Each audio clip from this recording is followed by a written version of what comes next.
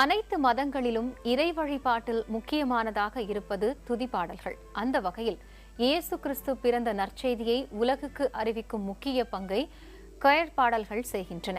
பல்லாயிரம் ஆண்டுகளாக வழக்கத்தில் இருந்து வரும் கேரல்ஸ் பாடல்கள் குறித்து இப்போது பார்க்கலாம்.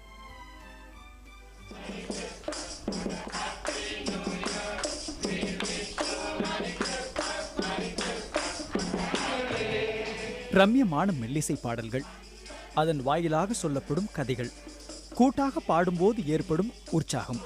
கிறிஸ்துமஸ் கேரல்ஸ்களுக்கு தனி அடையாளமும் ஈர்ப்பும் உண்டு.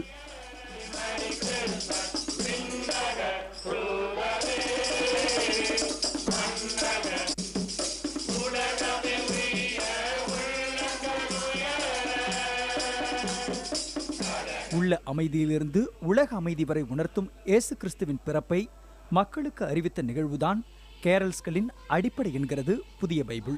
4ஆம் நூற்றாண்டிலிருந்து நடைமுறையில் இருப்பதாக கருதப்படும் கேரல்ஸ் மத போதனைகளை மட்டுமே அடிப்படையாக கொண்டிருந்தன. இன்றைய காலத்திலும் ஒரு சில தேவாலயங்களில் லத்தீன் மொழி கேரல்ஸ் பாடப்படுவதாக சொல்லப்படுகிறது.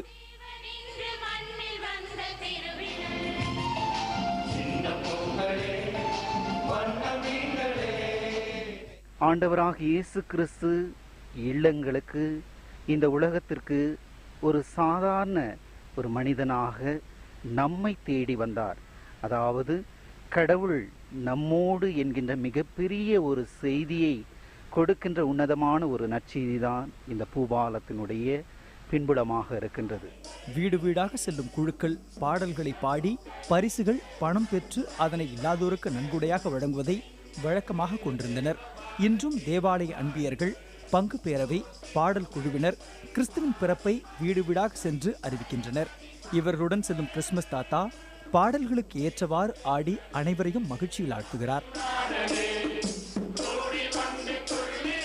கிறிஸ்து பிறந்தார், பாவிகளை மீட்பதற்காக பிறந்தார் அப்படின்ற ஒரு மகிழ்ச்சியான ஒரு நற்செய்தியை மக்களுக்கு அறிவிக்கிறதுக்காக நாங்கள் இந்த டிசம்பர் மாதம் 1ஆம் தேதியிலேருந்து கிறிஸ்மஸ் முன்னாடி வரைக்கும் கேரல்ஸ் பாட்டு மூலியமாகவும் ஃபாதர் வருவார். ஃபாதர் கூட ஜபம் மூலியமாகவும் நாங்கள் அந்த மகிழ்ச்சியை அறிவிக்கிறோம் கிறிஸ்தவங்களுக்கு மட்டும் இல்லாமல் நாங்கள் போகிற பக்கத்து வீட்டில் இருக்கிற பிற மதத்தினர்களும் எங்களுக்காக வாங்க, எங்கள் வீட்டில் பாடுங்க, ஜபம் பண்ணுங்கன்னு சொல்லுவாங்க. அவங்களும் ஆர்வத்தோடு வருவாங்க, நாங்களும் ஆர்வத்தோடு அவங்களுக்காக ஜபம் பண்ணுவோம், பாடல் பாடுவோம். 12ஆம் நூற்றாண்டில் பிரபல பாடல்களின் ராகங்களை தழுவி பாடப்பட்டு வந்த நிலையில் 15ஆம் நூற்றாண்டில் ஆங்கில மொழியில் கேரல்ஸ் உருவாகின. ஆர்தர் சலீவன் என்பவரது காலத்தில்தான் பல புகழ்பெற்ற கேரல்ஸ் பாடல்கள் வெளிவந்தன. இந்த பாடல்கள் எப்படி பாடப்பட்டன போன்ற அம்சங்கள் தாமஸ் ஹார்டியின் அண்டர் த கிரீன்வுட் ட்ரீ என்ற புதினத்தில் எடுத்துரைக்கப்பட்டிருக்கும். இந்த பாடல்களை பாடும் குழுவினர் இதற்காக 1 மாத கால பயிற்சியையும் எடுத்துக் கொள்கின்றனர்.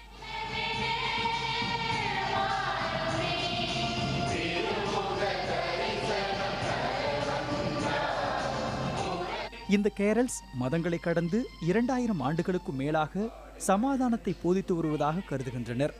புதிய தலைமுறைக்காக உதவி செய்தியாளர் சையத் அப்பாஸ்.